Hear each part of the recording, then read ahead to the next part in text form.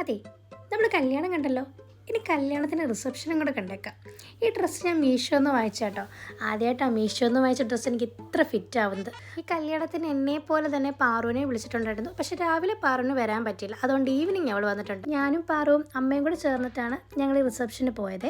ഒന്നും പറയാനില്ല, നല്ല അടിപൊളി ഈവെൻറ്റിനായിരുന്നു. വേറൊന്നുമല്ല, മിഗാസ് വെഡ്ഡിങ് ഈവൻറ്റ്സ് ആണ് പരിപാടി നടത്തിയത്. കയറി ചെല്ലുമ്പോൾ തന്നെ നമുക്ക് തരുന്നൊരു ആംബിയൻസ് ഉണ്ടല്ലോ, അത് വേറൊരു ലെവൽ തന്നെയായിരുന്നു.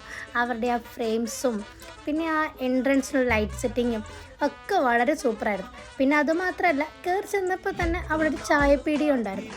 ഞാൻ ചായ കുടിക്കത്തില്ലെങ്കിലും അവിടെ നിന്ന് അതൊക്കെ കണ്ടു നിൽക്കാൻ നല്ല രസം. പുറമേ കാണാൻ രസമുള്ളത് പോലെ തന്നെയായിരുന്നു അകമയും. ഈ കാണുന്ന ഫ്ലവേഴ്സൊക്കെ ഉണ്ടല്ലോ, ഒറിജിനലിലും വെല്ലുന്നതായിരുന്നു. സ്റ്റേജ് ഡെക്കറേഷനും അവർ കുറവും വരുത്തിയിട്ടില്ല.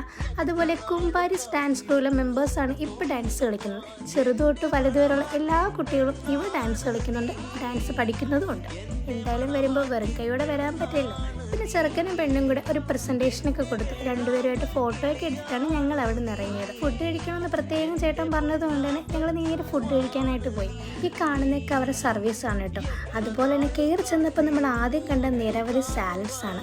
അതൊക്കെ ടേസ്റ്റ് ചെയ്ത് കഴിഞ്ഞിട്ട് പിന്നെ മെയിനായിട്ട് നമ്മുടെ ഫുഡെന്ന് വെച്ചാൽ നല്ല ക്വാളിറ്റി ആയിട്ടുള്ള ഫുഡാണ്. എൻ്റെ മെയിനായിട്ടുള്ള പൊറോട്ടയാണ് ഞാൻ ആദ്യം കഴിച്ചത്. പിന്നെ അതുപോലെ തന്നെ പാറുവിന് ഏറ്റവും ഇഷ്ടം ഫ്രൈഡ് റൈസാണ്. ഓൾറെഡി ഞങ്ങൾ രണ്ടുപേരും ഇറങ്ങാൻ ലേറ്റ് ആയിട്ടുണ്ട്. പിന്നെ വേഗം തന്നെ അത് കഴിച്ചിട്ട് ഐസ്ക്രീമിലോട്ട് പോയി. ഐസ്ക്രീം അത് പിന്നെ വീക്ക്നെസ് ആണല്ലോ. എന്തായാലും ഇന്നത്തേക്ക് ഇത്രയേ ഉള്ളൂ. ബാക്കി വിശേഷങ്ങൾ പുറകെ പറയാം. See you soon.